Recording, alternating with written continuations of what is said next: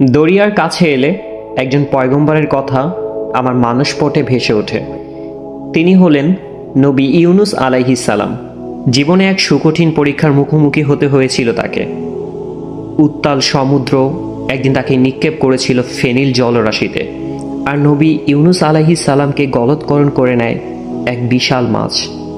গভীর সমুদ্রের তলায় একটা মাছের পেটে বন্দী হয়ে পড়াটাকে চোখ বন্ধ করে একবার চিন্তার মধ্যে আনবার চেষ্টা করুন।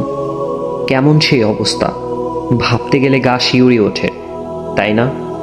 কল্পনা অতদূর পৌঁছাতে হিমশিম খেয়ে যায়। কিন্তু সমুদ্রের সেই গভীরতম তলা থেকে, মাছের পেটে সেই নিশ্ছিদ্র বন্দিত্ব থেকে আল্লাহ সুবহানাহু ওয়া তাআলা ইউনুস আলাইহিস সালামকে ঠিকই বাঁচিয়ে এনেছিলেন।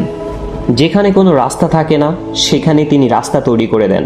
যেখানে থাকে না বাঁচার কোনো আশা, সেখানেও তিনি ফুরোতে দেন না প্রাণের ফোয়ারা। যেখানে কেবল অন্ধকার আর অন্ধকার, সেখানে তিনি জ্বালিয়ে দেন এক মুঠো আলো।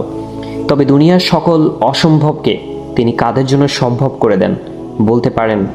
কোরআনে বলেছে, আর যে আল্লাহকে ভয় করে তার জন্য তিনি তৈরি করে দেন বিপদ হতে উত্তরণের পথ। দরিয়া আমাকে খুব করে টানে। নীল দরিয়ার জলের কাছাকাছি এলে আমার মনে পড়ে যায় মুসা আলাইহিস সালাম আর ইউনুস আলাইহিস সালামের কথা। আমার অন্তরাত্মার ভেতরের প্রশ্ন জাগে, আল্লাহ সুবহানাহু ওয়া তাআলাকে তারা যেভাবে ভয় করেছিলেন, যার কারণে সমুদ্রের বিপদ হতে তিনি তাদের উদ্ধার করেছিলেন অকল্পনীয় উপায়ে, সেই রকম ভয় কি আল্লাহকে আমি করতে পারছি?